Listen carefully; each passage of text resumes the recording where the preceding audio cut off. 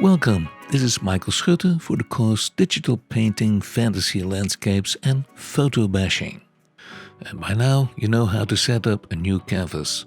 And we click Ctrl-Shift-N for a new layer and name it Sketch. Because that is what we're gonna do. In the first lesson we choose a thumbnail sketch, but let's choose a brush first.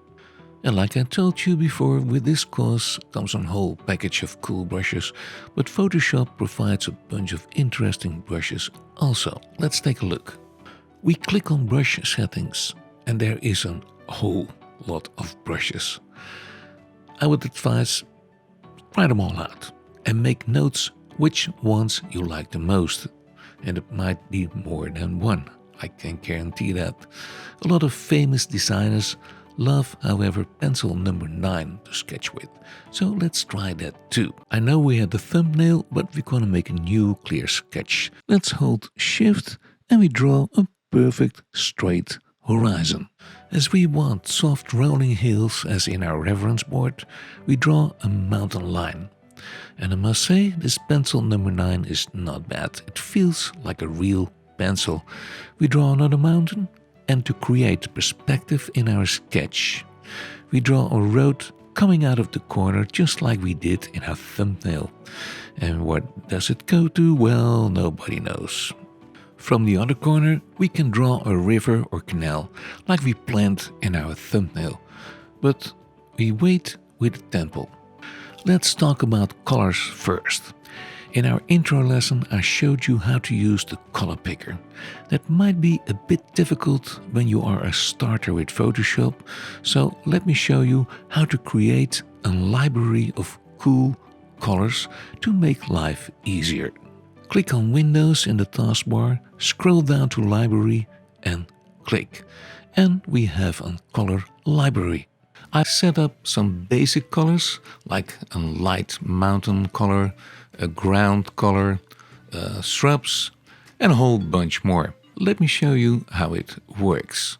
We set up a new layer, Ctrl-Shift-New, and call it Reference, because we need a reference photograph. I drag it in one of my own photos, which I used for my daily television show for Shaw Television in Nanaimo. If you want to check it out, the name is Painting the Island with Michael Schutte. It's an art and history show and easy to find on YouTube. Have fun with it. Okay, let's click on eye and we have the eyedropper. Then click on this light sandy part of the photo and now we have a forest color. In the color picker we can see what it's looked like. Well, it's pretty nice. Let's add it to the swatches and we give it a name, Forest Ground. Oh, little glitch. Well, remember, I'm from Holland and spelling is not my best thing to do, but I'm learning. Let's click OK and we're good. And now it's right in the front of the library, Forest Ground. Let's stretch it out and there's a whole bunch of colors I made. You know what? Let's do one more just to show you. Then we are sure that everybody has understood it. Click eye for eyedropper and click on these stones for a color sample. Not bad, it's a gray in the family of ochre tones. Be advised that colors might show up a bit different than on the photograph. And let's give it a name and we call it Stone Gray. But you can use any other photograph for textures of stones, sand, or foliage or whatever. If you search on FreePic like we did, you will find all textures you need. And with the eyedropper I clicked on the old wood left and added this one also to the library. And I gave it a name, Wood Light. So my plan is, in the first part of the course we will use the library to make it easy. And further ahead we will use the color picker only.